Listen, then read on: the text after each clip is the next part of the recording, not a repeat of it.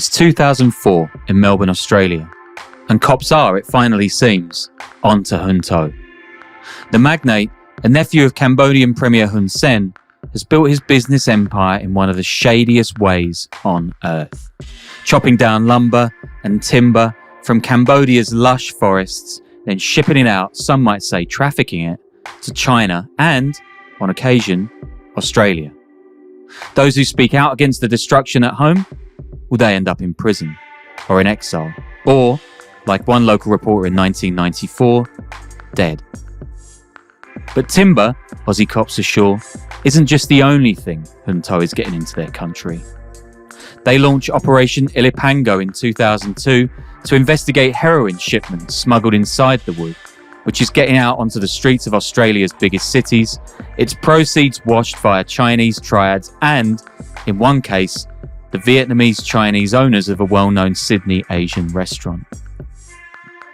Hun To's father, Hun Neng, a regional governor in Cambodia, steps in on behalf of his son. Hun To is no drug trafficker, he claims. Perhaps the Australians, he adds, have gotten him confused with another Hun family member, a brother-in-law and former Cambodian Air Force general, awaiting trial for running his own cartel. Hun To's targeting, the father adds, is just a, quote, chance thing. But is it? Tai Faney, the brother-in-law, he was actually Hun To's bodyguard and supposedly bought his Air Force rank through connections to, quote, powerful people in Cambodia, according to an Aussie investigative reporter. In other words, the Hun family. Some chance connection, that. Operation Ilipango soon uncovers a heroin importation ring thought to be worth some $1 billion a year, with funds sent to a prominent Melbourne casino. Hun To lives in Melbourne. He's got Aussie residency.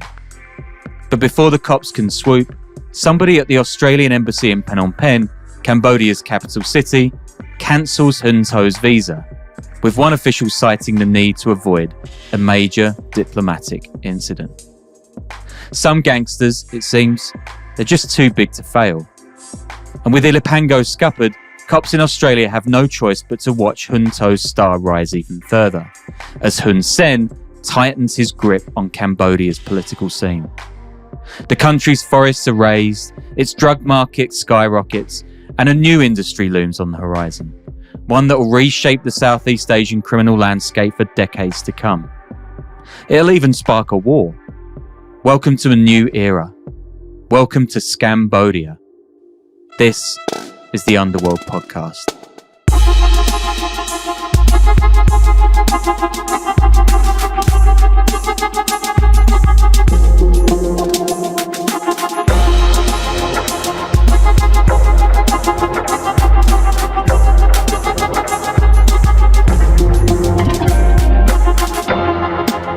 Hi guys, welcome to the Underworld Podcast. I am Sean Williams. I didn't come into a bunch of money. I am going to go back to recording out of my house next week. But I'm in Saigon, Vietnam, where I've been for the last week on assignment. And I'm joined today by Nathan Southern and Lindsey Kennedy, two reporters who you've probably heard quite a lot from over the last few years doing the show, friends of the pod. They live and work in Phnom Penh, Cambodia. And over the last couple of nights, which includes some strange bars and some pretty weird food. Vietnamese, Greek, anybody? They've been telling me about some of the crazy stories they've been following to do with organised crime, kind of corruption in this part of the world. And as you heard from the cold open, we're going to talk about a guy called Hun To. And a good place to start might be the beginning, which is kind of who this guy is, why is he important, and when did you guys first start sort of hearing about him? And thanks for coming on the show, by the way. I should probably do that more professionally. Cheers, mate. Thank you for having me, Sean. It's like to see you in person. See, you have a bottom half, it turns out. I know. It's not pretty, but it's there. I think Hun To has just been this constant name in almost like Cambodia lore of organized crime and corruption. So he is officially he's the nephew of the former Prime Minister Hun Sen, who was in charge since the 90s until he handed over power to his son 2 years ago. So now Hun To is now the cousin of the current Prime Minister. And basically through his whole life, from his earliest beginnings, he's kind of running around in this kind of post-war Cambodia, where it was a bit of a free-for-all for timber, drugs, and small arms moving throughout the world. You had Khmer Rouge, insurgency groups, governments somewhere kind of in between, and they're making money from everything. And then Hun To was very much part of that. So he started off life as a timber trafficker, working with his very well-connected family and associates in like some of the most rural parts of Cambodia, and he would get like luxury timber exports are still a massive thing in Cambodia. Things like rosewood is a huge market in China for that. So it's kind of like the bedrock of Cambodia's criminality. And going back to the 90s, there's accusations of Hun To's alleged involvement in quite widespread timber trafficking, and then that moved on to, which we can go into, accusations of smuggling heroin inside that timber. It goes to cops talking to us a few years ago about how if they receive massive shipments of seized drugs, like someone will take it to someone who is allegedly Hun To's contacts, and he basically just distributes these drugs back out. And then since then, it's kind of shows this arc of Cambodia, because it goes from what you would expect, like lawless 90s, 80s Cambodia to be, which is like, timber trafficking and drugs and this kind of like cowboy stuff, to now him being the director of what has been described as the biggest digital marketplace for criminality in the world. This dwarfs the Silk Road by billions of dollars, and it moves money for all of the scam operations across Southeast Asia, Chinese triads and all of their activities, Latin American drug cartels, North Korean crypto heists, and this guy who's a timber trafficker from rural Cambodia is now one of the directors of the biggest illegal digital marketplace in the world. So it shows this perfect arc of criminality of Cambodia and kind of where we're at. Yeah, I think for people who don't know the history of Cambodia and the Khmer Rouge period and stuff, so the Khmer Rouge were kind of like a very extreme Maoist group that wanted to take the country back to year zero. And Hun Sen was during that time he started off as a child soldier, and then he was made he was head of like the east zone of the country during the Khmer Rouge years in the late 70s, and then he defected to Vietnam and was part of the kind of overthrow, and then ended up being put in charge of the country. But so him and his brothers were all kind of like, boys from the village who had kind of came up through like being child soldiers from like scrambling around the Khmer Rouge, would do a lot of logging to like fund their activities and stuff. But then what's kind of funny is that Hun Sen stayed in charge, and then his kids then ended up being like, your classic Nepo-Babies. They're all sent off to like, fancy universities. His son goes to West Point. He's very sort of like, he just seems like very much like the kind of person who you can now introduce to other dignitaries kind of thing. He's like that kind of background. Whereas his Hun Sen's brother, Hun Neng, who was then provincial governor of this area called Kampong Cham, where they were from, he's bringing up his sons like, it's still chaos, that they're still running around like getting in gunfights, like getting into loads of trouble, trafficking timber allegedly, and we'll have to add a ticker down the bottom there. And then it kind of like that culminated, like Nathan said, like there's this massive sting in that was being planned in Australia, where Hun To was apparently shipping in heroin in shipments of illegal timber into Australia. So but it's like now it's kind of feels like very much that like he's still like the golden boy, like Hun Sen still like it feels always very much like he like lets him get away with all this stuff because his kids have grown up and they've become these like posh kids, right? And it's like that kind of like gangster mentality of like you kind of hate how like you get these like East End gangsters who kind of seem like they kind of resent the fact that their kids went to private school and now they're kind of fans. It feels a bit like that, like he's kind of the favorite still because he's still like the rough and ready one, like out in the background, kind of Danny Dyer vibe. Yeah. The Danny Dyer of Cambodia. You might call the episode that. But we started looking at this guy because he's kind of notorious and always has been kind of notorious in Cambodia. But we were doing an investigation into illegal logging in like 2021, and at that time we were trying to work out like where these new logging trails are being built across the border lines and into Vietnam and into Thailand. And we went to, so there's this other, I mean, this guy is the biggest timber trafficker in the country, and his name is Triad, genuinely, which is great. But he just got this concession like on the Thai border to build what we thought at the time was just a big sort of like logging depot and trafficking spot into Thailand. And we went up there and we took all these photos at the time, and we noticed there was like all this weird stuff that was being built. Like there were these kind of like very heavily secured buildings that we didn't really know what they were, like Chinese writing everywhere, and this casino in the middle with writing, which we realized later when we looked back over the photos was the name of a company owned by Hun To, like emblazoned on the side of it. And it was only like years later that we were like piecing us together, and we were like, oh, these were like the earliest scam compounds that like later came to like take over the whole country, where like there's like forced labor, people like doing online scams and like targeting people in China and Europe with like romance scams and stuff. So it came full circle. Yeah. I think when you're in like doing a logging investigation in the middle of nowhere in Cambodia, and you see, you're expecting to find like depots and warehouses where they hold the timber, but then you find like kind of half casino looking building with like cages on the window, and you're like, well, that stands out. That's a bit weird. And then it took us like 2 or 3 years to actually know what the hell was actually going on with that. So they've been planning it for years. This guy's been like at the heart of building this kind of criminal infrastructure that Cambodia has been based on, which is now spread across the region and is now worth 60% of Cambodia's GDP, and the collective trade around Southeast Asia is possibly worth more than the entire drug trade in the across the world now.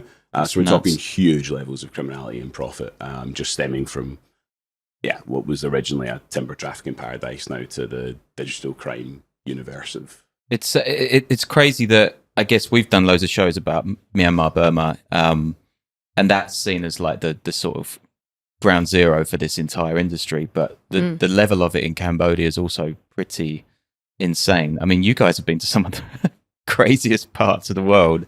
I've been to one of these SEZs, but you've kind of done the whole interrail trip around the worst places in Southeast Asia. Which ones of those places stand out to you, and kind of like trying? I mean, you just mentioned some of the figures involved. Like the scale of this is unreal, right? It's one of the biggest kind of criminal industries, if not the biggest in the world. So I think that the really crazy thing is like Myanmar is like a war zone, right? So you have pockets of like, it's a huge place, and you have like, different militias who are attached to like different scam cities that start in the middle of nowhere, and you kind of like, but you think, okay, well that makes sense in as much as this is a country that's been on and off at war for however many decades, right? And then you have Laos, where you've got like pockets of this that have been basically sold to Chinese gangsters. It was one particular pocket, the Golden Triangle Special Economic Zone, King's Romans, and it's been sold off to like this Chinese gangster to turn into this like scam and casino city. But what's completely insane about Cambodia is that the whole country's economy now runs on this. Like everywhere you look, like to the point that, I mean, I think a lot of people have heard of Cynicville now, which is like this place on the coast that became this like kind of poster child of like what can go wrong when you sort of start licensing casinos en masse, right? And then just turn into this kind of Chinese organized crime playground.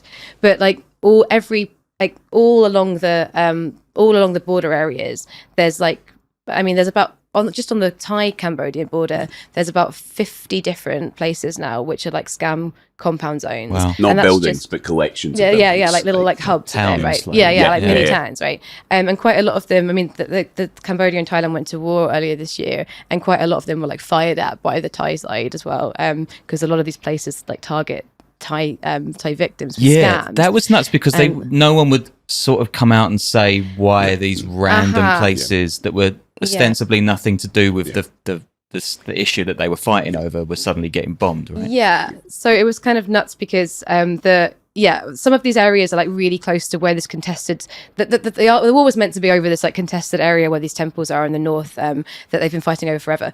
But then some of these scam compounds are in that area, so it kind of made sort of sense that that there were rockets being fired into these scam compounds. But then they started targeting this place that we said that we went to years ago and didn't realize what it was. That is like 100 miles away. That's nothing to do with it. And one of the first places Thailand fired was like straight into this scam compound zone that's linked to Hun To. So. And so Thailand admitted before the conflict, like for months, they started releasing all these profiles. They've got The Nation, which is like a pro-military newspaper that you wouldn't normally go to for like good information, but then they started releasing these like really quite in-depth reports about a lot of the Cambodian figures involved. Yeah, and they're like, actually, this is pretty helpful, right? It's like, and it's another source for it. And then they issued arrest warrants for like senators in Cambodia that were involved in this. But then once the actual fighting started, like they just went quiet on any of the compounds they hit, except one compound, one casino they hit. They said was holding weaponry in it, which is also possible because like they are all owned by senators or linked to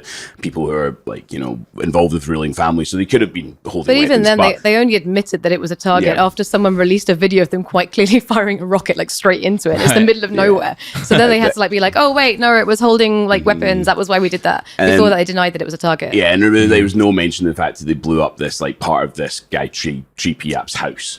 Right, like I mean, just like in the middle of like rural Cambodia, like I mean, yeah, near the Thai border, but like you said, about 100 miles from any of this contested area. So they just don't mention that. But then when the ceasefire comes in, they say, "Oh, we're gonna talk about cross-border scam cooperation," right? And this kind of goes back to what you're saying, like actually on like so. First of all, it's not just like the Thai border.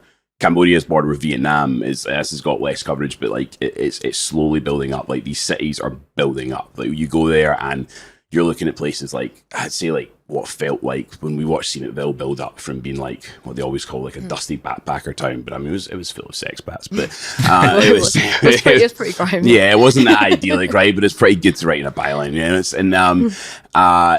like that scale of that city building is such a small thing. We're seeing that happen, but just for scams. So you're seeing these places get built, like massive industrial scale construction. People are already scamming inside. It's like people are already trapped inside. They're building along the Vietnam border, building along the Thai border. So both these countries are starting to get a bit like, right, what you doing? Like you're setting up these massive centers of like global criminality right on our border, and now the Thais are like, well, now we're having conversations about like cross-border collaboration on this. But if you look at Thailand always plays like it's a kind of neutral party to all these crazy states that are on their border. But then you got to ask, like, well, wait, okay, wait, one of your borders is in the south, which you've had an ongoing, like, quite not explainable Islamic insurgency, like with Malaysian separatist groups for a long time. And it seems from our research that the military are getting a kind of like a lot of their funding comes from that, so they're kind of happy to keep this low-level conflict kind of brewing. And then there's a lot of more attacks actually during the conflict with Cambodia and the south. And there are other borders are Laos,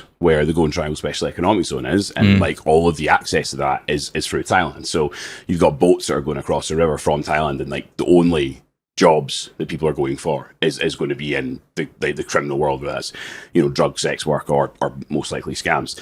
And we've seen people get trafficked out of the Golden Triangle and said to Thai authorities, like, man, I think these guys are at risk of trafficking. Like, there's a hotline number up there for trafficking. Can you do something about it? And like, that doesn't go anywhere. You can phone it, and it's just empty. And then there are other borders, obviously, like with Myanmar, which is the hub of the scam operations, and like places like Shweko, KK Park, there's been loads of coverage on.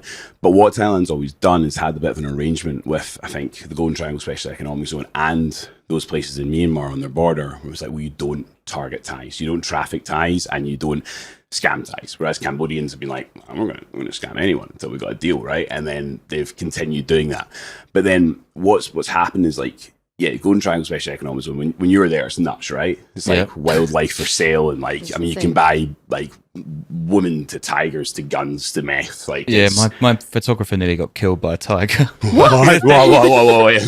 Guys, let's talk razors. House of Atlas. I mean, you know me. I'm a man of luxury and taste, and I am incredibly vain. I want to look as good as possible, and that is where these Atlas razors come in. I mean, just look at this thing, dude. This is sleek. This is solid. They have been helping me do it, making shaving easy. I've been using their stuff all week. It's amazing. I feel smooth, and if you use them, you're going to be the smoothest guy in the room. They've got these precision trim edges as well. We are talking premium stuff here, designed to fight clogging, sleek, solid, stainless steel, reinforced blades, and the shaving cream that they sent me, the aftershave, I have some of it right here. It smells incredible. They all feel great. You're going to smell amazing too. And they're now available at Target stores nationwide. You might have actually heard from the women in your life about Athena Club. It's a woman's razor brand. It's got the exact same creators. And if you know women using it, they rave about it just like you're going to rave about Atlas. And now for a limited time, they're offering 20% off site-wide plus free shipping at houseofatlas.com. Just use code Underworld at checkout. That's HOUSEOFATLAS.com with promo code Underworld for 20% off everything. Plus, House of Atlas is now available at Target stores nationwide. Stop wasting money and time on shaving products that don't look good, aren't effective, and cost way too much. Visit houseofatlas.com today. Trust me, you'll love it as much as I did. I think I mentioned this on the show before. We were up one of the nights that we were there. We'd gone around. We were like, I want to find the tigers. They got to be around here somewhere. Big cages for the tigers. Walk through an old football pitch. There's loads of kids playing, and sort of behind a bunch of scrubland hidden by palm trees, there are giant cages full of, I don't know, like 30 tigers, something like this. Oh, wow. Tigers. So I was like, oh, okay. So me and my mate go out on the town to like get some information about the most hideous shit on the planet. But all the while, I tell my photographer, like, he doesn't want to have anything to do with this. So he's like, I'll get up early and take some pictures of the tigers. And then we wake up, me and my other mate, the next morning to a message on the WhatsApp group of like my photographer with a giant gash in his arm. Oh my God. And he was taking a picture of one and it leapt through the bars of the cage, grabbed him and tried to drag him in. And he's So he doesn't want to go out with you guys in case he gets in trouble at night. He's like, I'll do the early morning shit. He had a point. Like, but yeah, he's like, if I'd fallen forwards, I would have been dead. So that was fun for him. So good for the story though. So. Yeah. That mental place. Like when we were there, I was like, we didn't almost get killed by a tiger, but it was mental in its own ways. But like that was like it's like the pinnacle of kind of crazy Southeast Asia, right? Yeah, and it always has been. Like anyone has been has got these stories of it. What's nuts is I think that now Cambodia's developed so much that it's not even that they've just got these special economic zones like that. It's like the whole country is becoming like a massive King Roman's Golden Triangle special economic zone, right? So in Scenetville, we've got into like some of the main compounds that have been briefly raided, then they're filled up again in a few weeks or months, and you go in and they've got the adverts for wildlife like there. We know that some of the compounds are got tigers and lions in the cages just for fun for the gangsters like to play with or just be with or whatever they do with them, and then that's kind of everywhere, and it's gotten this mad level of criminality where kind of everything's acceptable, almost like it's in Laos, where like in what was it? I mean, 2 years ago now. There was like in central Phnom Penh, and like kind of where all the hipster bars are, and a lot of the expats kind of hang out, and like charity workers, NGOs. There was a lion walking around at like middle of the day, and people are like, "Is that a big cat or is that a lion?" Like, nah, that's a lion. That's And there's some Chinese billionaire gangster up a purple Lamborghini, and so then they send this. Apparently, like someone was taking the rubbish out and didn't notice that the lion had followed them out. Got to keep an eye on that, yeah. And then like so this NGO goes and like kind of seizes the lion and brings it to a reserve, and then the guy's like, "Yeah, okay, it's my lion. That might be illegal, but I love him." And me and my French... It's the emotional support lion. Well, pretty much, exactly, yeah. Well, it's like he's got a French pit bull, like pit terrier, like a little some mix thing. And he was like this tiny little dog, and he was like, look, me, the little French guy, and the tiger, or the lion, sorry, are all like... we're all mates, like we're all really, really close. And then they're like, I'll prove it. And they go into the cage at this reserve, and he walks in with the tiny dog. And I was like, that tiny dog's going to get eaten. Like, but they walk up and the lion's like, hey, and he gives them like a big hug and like is like nuzzling with the tiny dog. My God. So then Hun To comes out, who's still the prime minister at the time, and went, yeah, it seems pretty obvious that you are pretty connected with this lion. So I think we can give you back it was like $50,000 fine or $10,000 fine, and we'll let you take the lion back. But even more insane than that, I'd have made him kiss it. Well, yeah. Prove it. But also, like all of these like wildlife trafficking charities have like spent years and years and years like trying to get the law changed so you can't keep exotic pets, and like they've made loads of really good progress. And then Hun To just went, oh, you know what? Like maybe maybe people should be allowed to have pets like that. Like, maybe, and they just literally just rolled back all of this, like that day. And it was like 30 years of progress on like all this kind of like anti-wildlife trafficking overnight. But also, we've been trying to get hold of this guy for a while to try and interview him, but we were mostly interested in how he got the lion into the country in the first place.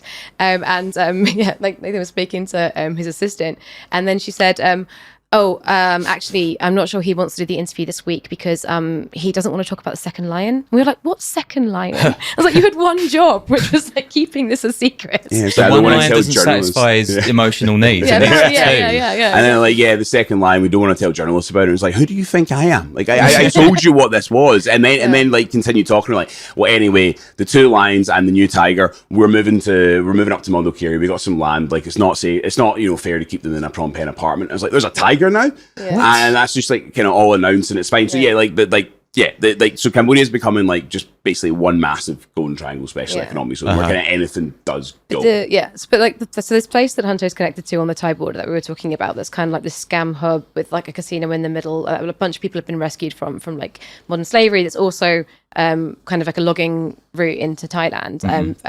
That whole area has now been like sanctioned by like the US twice now in different ways. But the companies that he's involved in, like the Heng Hay Group, they've also got this area that's a huge like scam compound zone on the opposite side of the country on the Vietnam border, which also just got sanctioned. But like several of the most senior people in those companies, they were all individually sanctioned apart from Hun To. Like, he's just like, they seem to be sanctioning everyone all around him constantly, like, not this guy, right? But this place is like getting bigger and bigger and bigger, and it's insane. And when we were there like last month, I think, we went to Bavet. We were looking at the scale of it and how much bigger it's getting. And I was looking, because there's people like on TikTok trying to recruit more people to come and work for these illegal online gambling companies in this zone as well, right? So there are people like online talking about how great it is in there, even though it's pretty horrific from everyone we've ever met that's managed to escape. And one person that was talking about working there mentioned in passing in Vietnamese like this the name of another location that we hadn't heard of, which is about like 50 miles away. And we drove up there, and we got there like in the middle of the night, and it was another entire scam town that had been built so quickly that it wasn't even on like Google Maps, like Google Earth, like you couldn't see any trace of it. And these places are just like springing up all along the border. So yeah, it's just like the entire country's economy is just completely subsumed with this. Like, I don't even know how they would survive if they tried to shut it down at this point. And that place is like half a kilometre from a Vietnam border checkpoint that's not open, but they're announcing plans to open that in the next few months. So they build this scam city, and then they're going to open the border up with Vietnam so people can flow in and out so easily. So it's like it's part of their kind of the actual economy of the country. Like so much thrives. It's their cross-border financing of everything. And Hun To is kind of like at the heart of so much of this, and he just won't get sanctioned. So it makes like, I mean, it's nice being able to do this podcast for some reason we think we're not going to get sued. But like allegedly. Like allegedly at the heart of every criminal operation. Like, just like me, I like hope he doesn't subscribe to your Patreon. Business tips, and like I mean, even like when Wyon, which is like the digital marketplace for all things crime, like that gets not sanctioned but blacklisted by the United States as a primary concern for money laundering. And he was a director of it and still doesn't get sanctioned. He's director of all of these other companies that have been sanctioned. He's like around all of it. The fact that when that trafficking with heroin and timber case came up in 2003, apparently the only reason he didn't end up going to prison was because he went in for his Australian visa, and the Australians were like, yeah, listen, maybe don't go to Australia right now. Like, you might get arrested for heroin smuggling. And he denies all charges. But him and his wife own like they own like over $1 million worth of property in Australia as well, and a bunch of companies, and their kids go to school there. So I think there's like quite a lot of connections. But it's kind of like part of a broader problem as well, where like a lot of like Cambodian elites like will go and park their money in Australia, especially Melbourne specifically,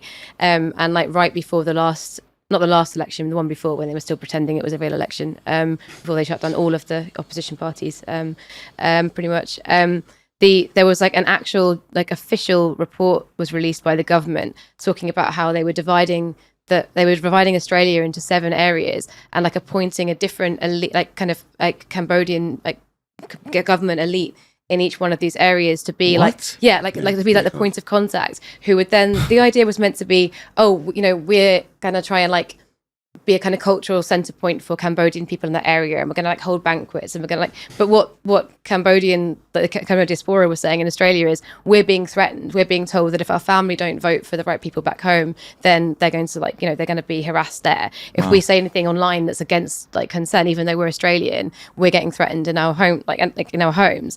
And there were like Australian senators, like not senators, lawmakers, what the equivalent is, going like saying in like government hearings in Australia, we're really concerned that the Cambodian elites are here threatening people in Australian soil, and like nothing was done about it. So it's this like multi-layer protection. So like people don't write about them that much because they're worried about getting sued, right? And all of these like Cambodian gangsters now have corporations, right? And they have corporate social responsibility departments, and they like threaten lawsuits to journalists and editors all the time. And like Hun To was simultaneously suing the Australian, owned by Rupert Murdoch, and Al Jazeera in the same year. So to sue the Qatari government and Rupert Murdoch at the same time is like is pretty bold, right? And at the same time, have got this thing where no one, even in other countries, are going to talk about it if they have a Cambodian route, because like much like the Chinese do with these like secret Chinese police stations that have been uncovered around the world, where it sounds similar to, it's really similar. It's like go around, make sure that none of the students are talking about the Uyghurs or like Taiwan. It's similar with this seemingly like insignificant small Southeast Asian country, and they're going around threatening in Australia, but also evidence of it in the United States as well. And I think that's a big part of people are scared to speak out in Australia, so they're not speaking about the fact that they're like laundering like hundreds and hundreds of millions of dollars into their casinos, their property markets, and then that means there's no push for Australians to be like, well, we need to sanction some of these guys because it's not coming out. So just getting away with it, and then they're putting more and more money in, so it becomes more awkward for countries like Australia to actually sanction them, because then you've got millions of dollars of property. You would have to look at asset seizures, and then that's court cases, and he loves a court case. So like you just like broad into all these legal disputes, so it just becomes too complicated, and then he just kind of like he doesn't slip through the cracks. Everyone is screaming like quietly, like, why are we not sanctioning this guy? We've no system of free. He was trying to smuggle heroin into the country, and now he runs the biggest allegedly, and that's just the Australians saying it. I think this guy just loves trees, and now he runs like the biggest like money laundering platform in the world ever, and he's still not getting sanctioned. Yeah, like the US says that his platform moved about, I think it was $4 billion in illegal proceeds. I think it was, which is like just completely insane. But also like in this, like Transparency International came out last year and said that just through legal means, $500 million a year is going from Cambodia to Australia, and like Cambodia doesn't have a big economy, right? Yeah. And that's just the legal bit, right? Not all of the actual laundered, like the actual sort of like under the table laundering happening, rather than like buying up assets. And a lot of this has coincided and increased since China started investing heavily and Chinese gangsters started partnering with Cambodian elites. So a lot of that money is also Chinese organized crime money that's getting into Australia. It's all insane. You can understand you can understand the fact that China is doing stuff like this, like one of the most powerful countries on earth. But Cambodia is a small, not particularly powerful on the face of it country, and it's sort of wielding extraordinary power through this. Cambodia's such an interesting case because everyone always thinks they can control it. Like, like China thought that it would basically be their kind of vassal state, the way that Laos has been, to be honest. Like, and America always thinks they can sort of tell Cambodia what to do. Like, everyone always thinks Cambodia is this little country. Like, they haven't got any money. Like, they're going to be easy to push around. And for all the ways in which Hun Sen is a terrifying person, he is actually a kind of a political genius. He's managed to play off some of the all of the major powers against each other for years and years and years, and get his own way, and stay absolutely at the center of like politics for like 30 something years, right? And it's really quite impressive to watch.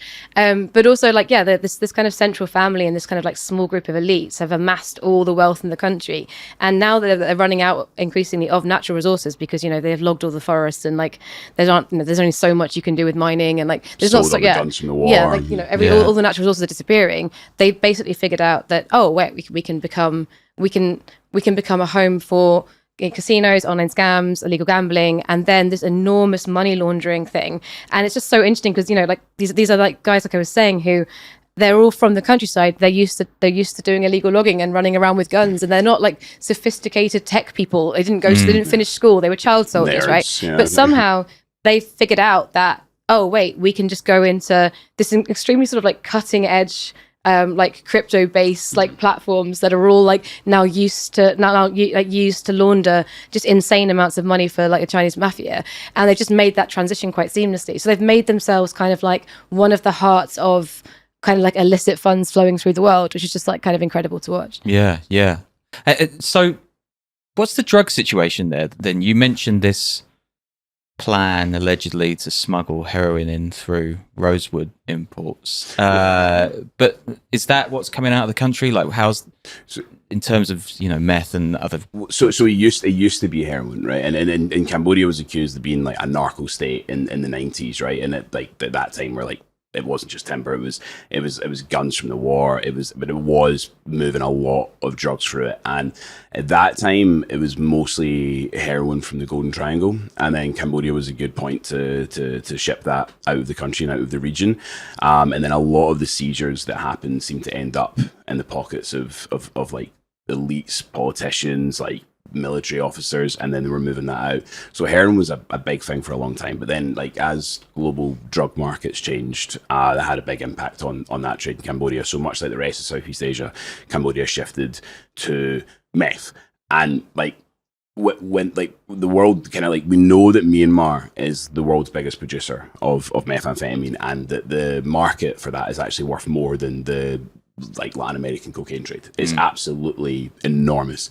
But Cambodia's quietly become quite a massive producer now of methamphetamine as well. And I think like UNODC were like 2 or 3 years ago, we're doing like one like assisting on one raid in Phnom Penh for a meth factory, and accidentally found like 3 more that day. And it's everywhere. And so it's not just it's these connections are being made. So they also make a lot of ketamine as well. But these connections have been made where they're laundering money for Chinese criminal groups. They're laundering money for Latin American drug cartels. And then as those connections are being made, then there's trafficking connections as well. So now it's becoming a transit point for a lot more drugs that are coming through. So it can be a point of coming through Sinotville, that cocaine can be moving through richer parts of Asia, and then the methamphetamine is flowing throughout the region and then possibly onto Australia and New Zealand. So that actually is getting a lot less coverage right now than the scams, but the drug situation is huge, and the amount of money being made in it is huge. But it's all goes back to how Cambodia has become this hub. Like, we can clean your money, we can move your illicit products, and you can do it all from this kind of unassuming country. So I always say it's like a chamber of commerce for organized crime. So you've got like the Russian mafia, you've got like Japanese Yakuza-ish guys, you've got Chinese triads, you've got like some dodgy Americans, you've got all of these organized crime groups, but they're all coming in and they're all working together. The thing is, like, that there are like meth labs all over the place. They turn up now and again, and get sort of uncovered by accident. But but the value of the drug, it's like one of the few places in the world where the value of the drug trade, even though it's huge, is just so much less than other forms of criminality. And like with the online scams and the illegal gambling stuff, it's just and money laundering, it's like so low risk because you don't have to physically move anything, right? You just like, well, people, I guess, but you don't have to physically move anything out of your compound. So I think they've just figured out they could just make so much more money out of this as well. And for some ridiculous reason, like the Americans really only care about drugs. So it means that like, if you're caught like moving a lot of them, they're quite good at keeping it a bit quieter than what Myanmar's doing. But then you've got Hun To moves from alleged heroin into scams, and I'm sure he's still got involvement in other trades. But it just makes so much sense, because now even if America, announces the odd sanction or says we need to do something about this, they're not really going for it. They're not really cracking down on it, because with drugs, it's still seen as this massive win. Like, look, we seized this many, kilos, and then we can do a photo op. And if we say we did it in the like lawless Golden Triangle area, or like we mix like, they're designating cartel groups now as terrorists, right? So it's like enemy number one. But actually, the loss to American economy and to people's lives, I would say, is much more significant than, say, even like the fentanyl trade that's like moving into the US, because this is taking billions a year of like capital outflow out of the US economy, but also just taking like regular people's entire pensions, their entire incomes, everything. They're completely broken. They're completely decimated. And then there's so much focus on this product that, I mean, like, essentially people do want, right? I think we can argue about whether they should take it or not, but they do. And like, I mean, the majority of meth is taken by truck drivers and construction workers to keep on working. Like, and it's like, it's a crazy trade. There's a lot of layers to it. But at the end of the day, there is a user at the end of that process who wants that thing. With scams, no one wants that. Money laundering, like, no one wants that other than within this criminal sphere. And so, if we just keep working on that, they can have just enough leverage to do the odd crackdown to keep China happy, or to maybe keep America happy. And then going back to how Hun Sen's this amazing political operator, he somehow has a war with Thailand and comes out, and both China and America are both like sucking up to Hun Sen. They're both like, we'll give you more military cooperation, more kit, like more planes. We'll do whatever you want. And like, Hun Sen's like, oh yeah, maybe we'll rename a road Donald Trump Road. And then like call for him to win the Nobel Peace Prize and stuff. And that was enough just to get them completely on side and like get so much slack cut for them. It's like unbelievable. And the guy who called for him to get a Nobel Peace Prize originally is a guy called Sun Chantal, who's now the Deputy Prime Minister.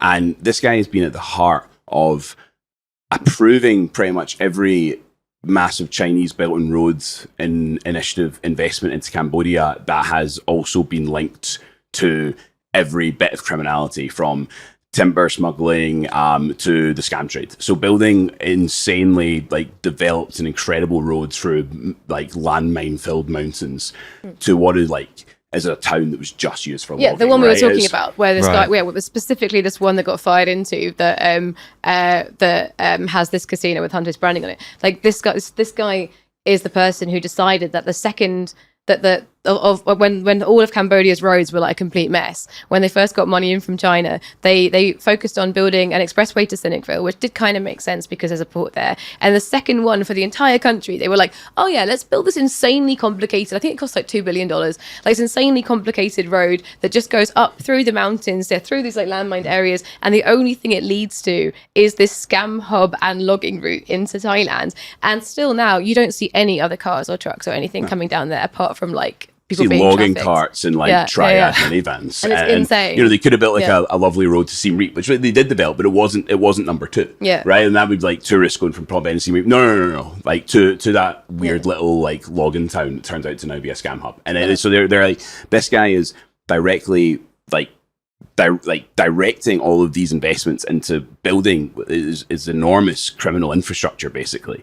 And he is the guy that is then also inviting Starlink into Cambodia, of which there's no real need.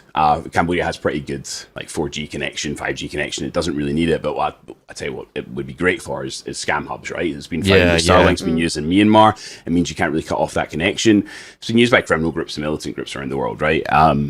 And now he's fostering these relationships. He's going over to California. He's doing this, and he's the one that's like nominating Donald Trump originally for the Peace Prize. And then no one's saying, but he's okaying all of the Chinese criminal infrastructure. It's also like linked to Chinese security and like all of their soft power interests. But like no one's connecting that because the Americans are like, oh, well, there's money to be made. I know he's complimenting Donald Trump. The BRI, for anyone who doesn't know, it's the biggest public infrastructure plan ever by a mile. Like makes the Marshall Plan look like a small mom and pop bank, right? It's like all over the world, anywhere from Romania to like the Pacific Islands, and in Southeast Asia it's everywhere, right? It's basically every giant public works is pretty much going to have Chinese BRI money in it. But also the thing I think that it's often like, I mean, and it is definitely obviously a big soft power thing, but it also, I think something it doesn't get, it kind of gets left out a lot, is that like China was having like massive problems economically at home. So they,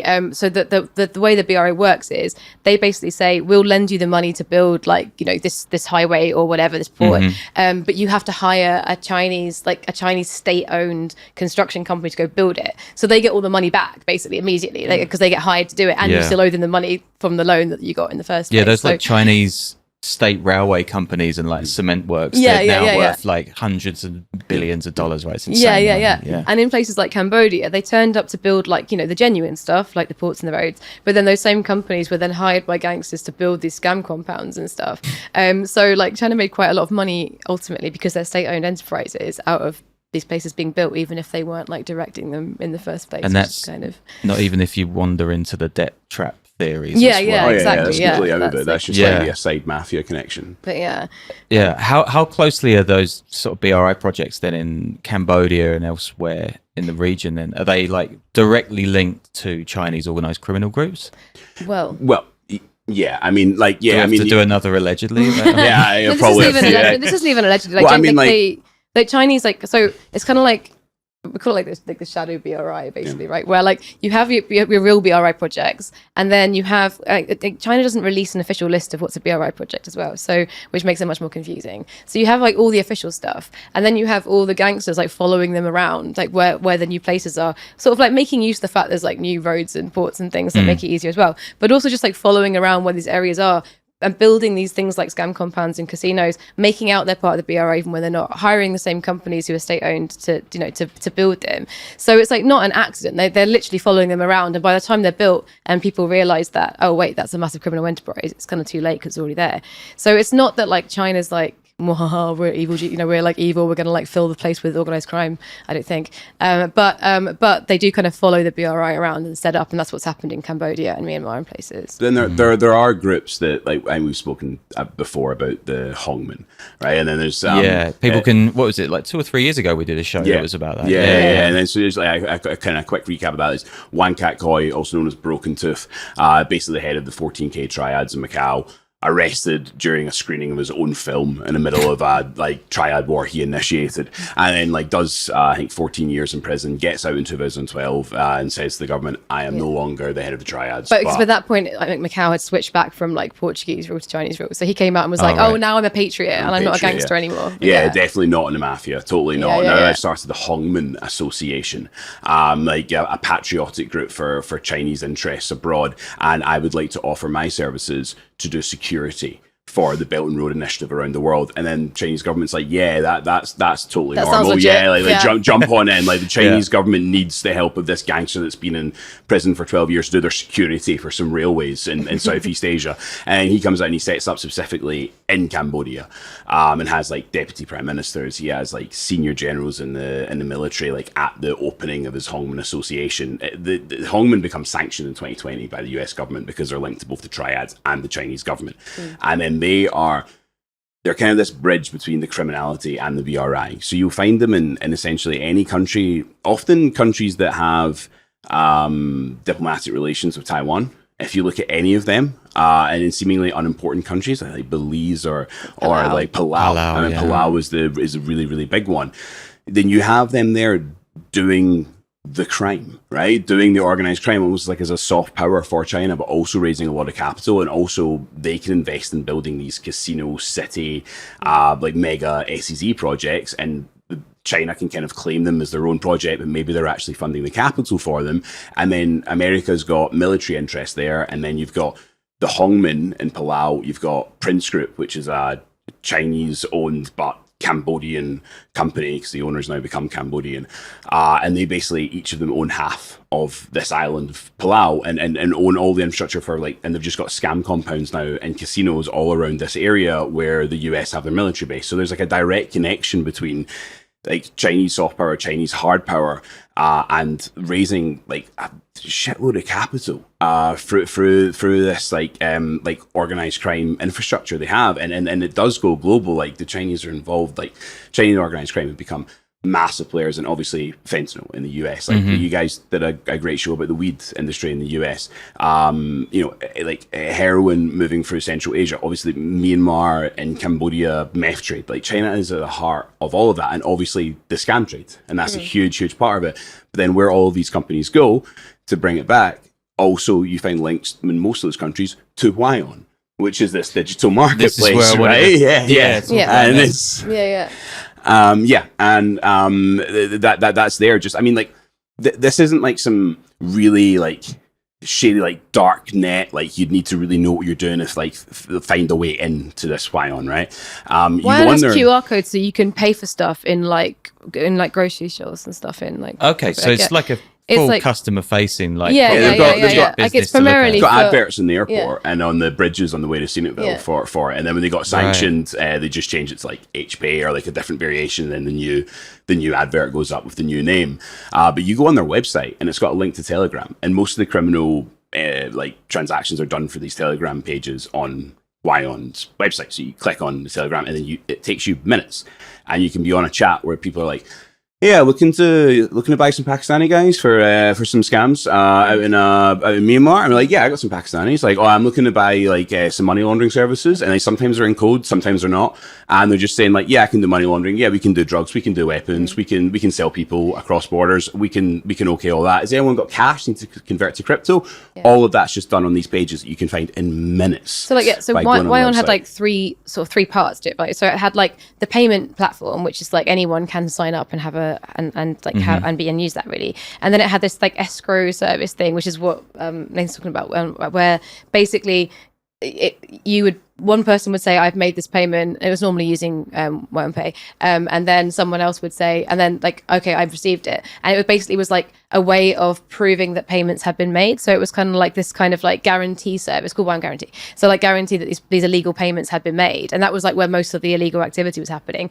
And then they also started their own like crypto platform, which is like completely proprietary. So like, so like no one else can ever like, regulate it. Yeah. So they were the like three parts to it basically. It's still going. Yeah. So I guess the story a few years ago was Silk Road being this gigantic criminal marketplace, but this, I guess blows it way out of the water then, does it? Yeah, well, I mean, I think that what's so scary about this is like, it's not only is it like, I think that I'm not sure exactly what the numbers are, but the value of it's bigger than Silk Road ever was.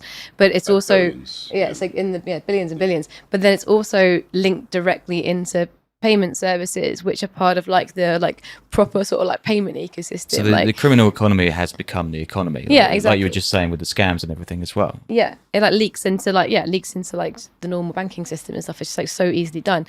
And I think that, and it's so hard to like actually put that back in, like it's so hard to actually contain that. And yeah, it's like, yeah, it's completely nuts. Like the guy, so Hun To, like he founded like Wyon, but then he also owns this other bank, which is everything is quite clearly sort of like shifting onto, which has not been in the last like sanctions decisions from the US.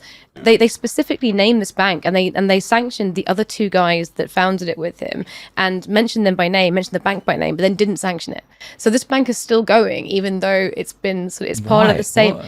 Well, I think it's because like because he is so influential in Australia, and it would, because he is sort of like the golden child and he's like, nephew of Hun To, like cousin of current prime minister, it would just be such a massive diplomatic thing for them to actually target him. And at the moment, Australia is like massively trying to like has been like getting way more things like gold mining contracts and stuff in Cambodia, and like I don't think going through Hun To as well. Well, he owns a lot of those areas, I think. Yeah, I mean, there was an accusation of like from a Cambodian like business tycoon saying that I think this all started because he accused Hun To of taking $9 million from like a mining organization to get like an agreement in place in Cambodia, maybe for gold mining, and then he said Hun To just stole the $9 million. This like, is now as well. This Yeah, story is going on right this now. Is last year, Yeah. and then he came out on Facebook and said and it like started releasing these like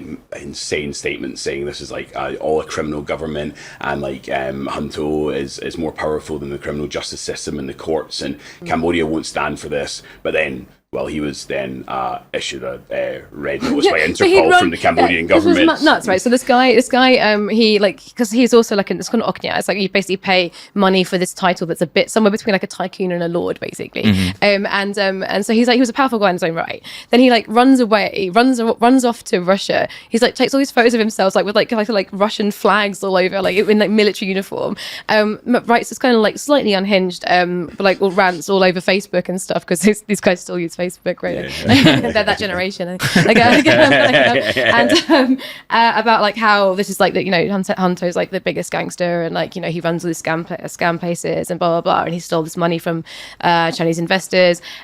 Gets to Russia, I think he's safe there, and then Cambodia does actually put out like an Interpol red notice, and Russia sent him back, and now he's in prison in Phnom Penh. So his Facebook page is still up, and the last few posts are like, "Oh, Cambodia won't stand for this criminality," and we're like, "Oh, buddy, it's like you're now rotting in Cambodian prison because of like this Facebook beef that you started with Hun To," and that just shows like the level of it. So people might think he's like, as he went quiet, like he's but it's not the same as like before when he's like involved in the timber and the heroin. And it's like, well, no, like then something just comes out like this where someone gets in a Facebook argument, and then the guy ends up getting extradited from Russia. So like his power is just insane. And the whole world knows who he is, and like it still refuses, the sanction still refuses to arrest him, and still just allows him to operate these criminal industries that are like eviscerating the economies of Australia, European Union, UK, US, Canada, but no one will actually go after him because he's intertwined himself so much within the economies of many of those countries that it just becomes too complicated.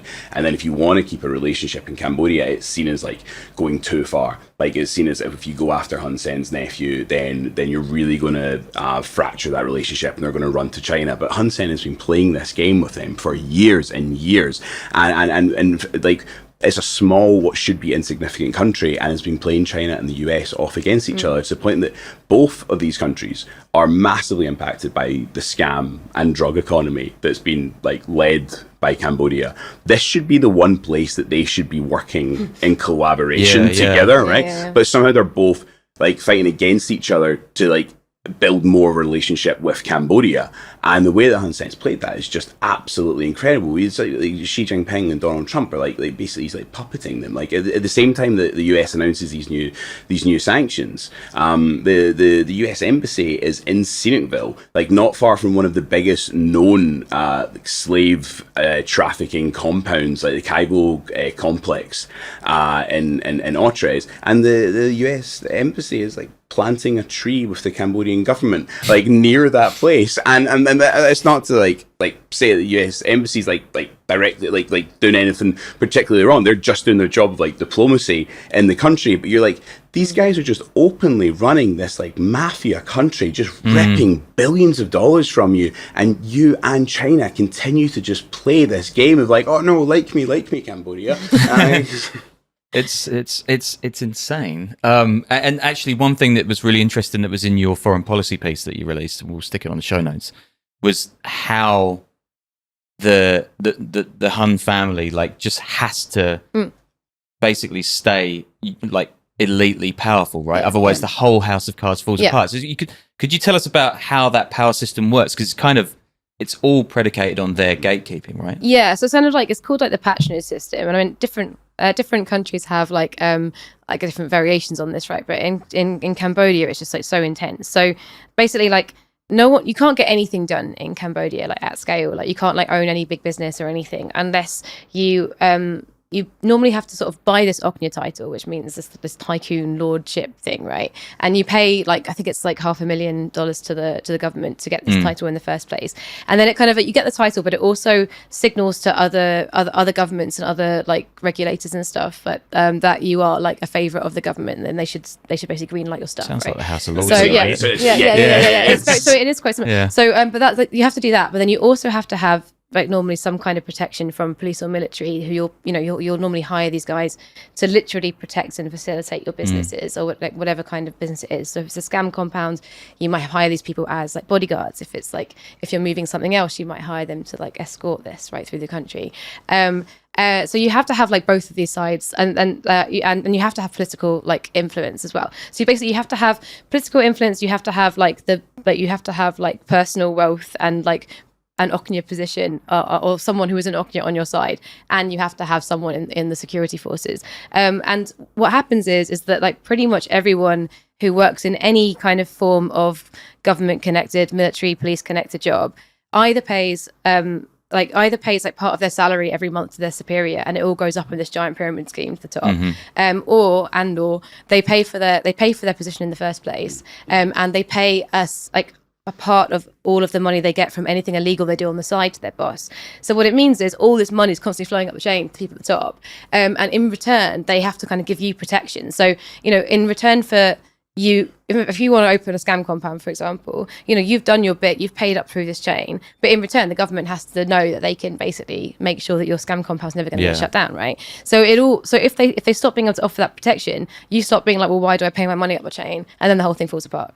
So they kind of that's how they stay being center of power all the time, and also why they don't really have that many challenges to their power, because no one wants chaos, right? No one wants their businesses going into chaos. And this goes back to the post-war Cambodia. Cambodia is it is. Despite the amount of Rolls Royces and Ferraris on the roads right now, it is still a very poor country. Like, that money is only shared among a very, very select few. Last time it got this unequal, some things happened. But it's insane amount of money. But overall, the country is very poor. War torn for decades.